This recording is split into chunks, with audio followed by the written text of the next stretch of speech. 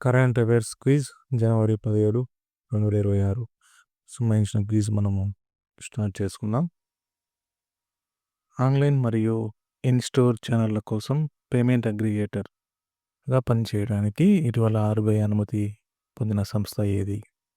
Option A Sarvam AI, option B Innoviti technologies, option C Coromandel international, option D Karnataka bank.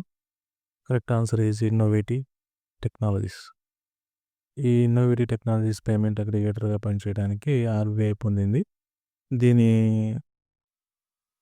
Sauce platform అదనపు hardware అవసరం లేకుండానే వ్యాపారాలు చెల్లింపులను స్వీకరించడం జరుగుతుందన్నమాట.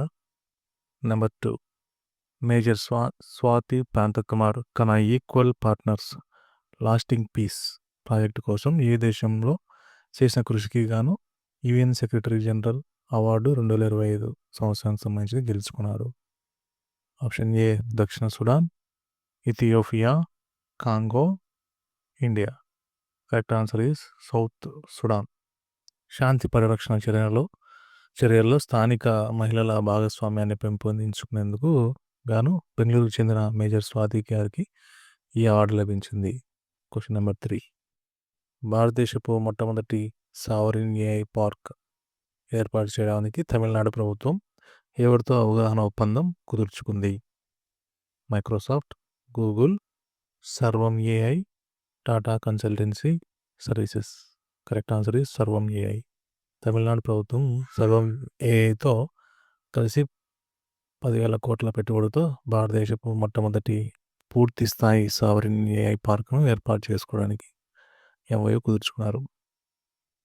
డిసెంబర్ 2025 గణాంకాల ప్రకారం భారతదేశ నిరుద్యోగిత రేటు ఎంతగా ఉన్నది? 3.9, 4.7, 4.8, 5.4. Correct answer is option C 4.8. వివరణ: నవంబర్లో 2025లో 4.7%గా ఉన్న నిరుద్యోగిత రేటు డిసెంబర్ నాటికి స్వల్పంగా పెరిగి 4.8కి చేరింది.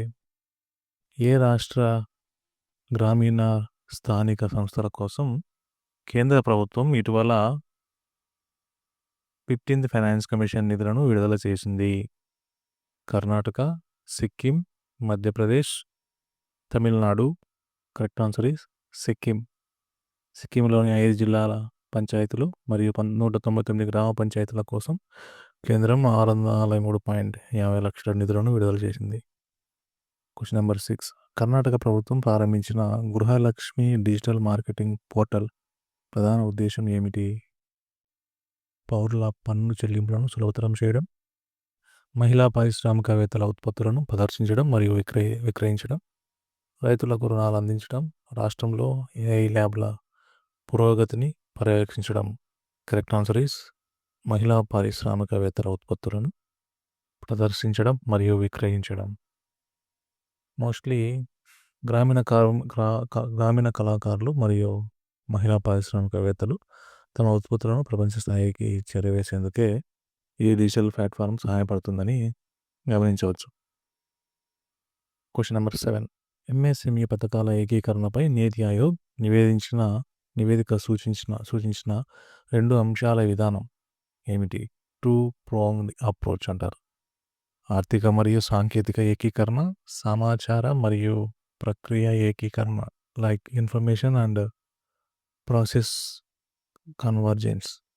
ఆప్షన్ సి పట్టణ మరియు గ్రామీణ ఏకీకరణ, ఆప్షన్ డి స్వదేశీ మరియు అంతర్జాతీయ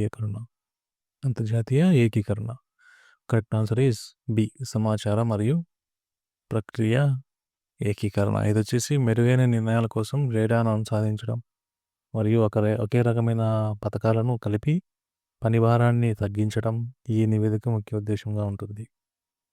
కొరమాండల్ ఇంటర్నేషనల్ లిమిటెడ్ ఏ విద్యా సంస్థతో కలిసి కార్పొరేట్ రీసెర్చ్ సెంటర్ను ఏర్పాటు చేస్తోంది? NIT Jamshedpur, IIT mandi, IIT Madras research park, Jharkhand university of technology. IIT Madras research park అనేది కరెక్ట్ ఆన్సర్.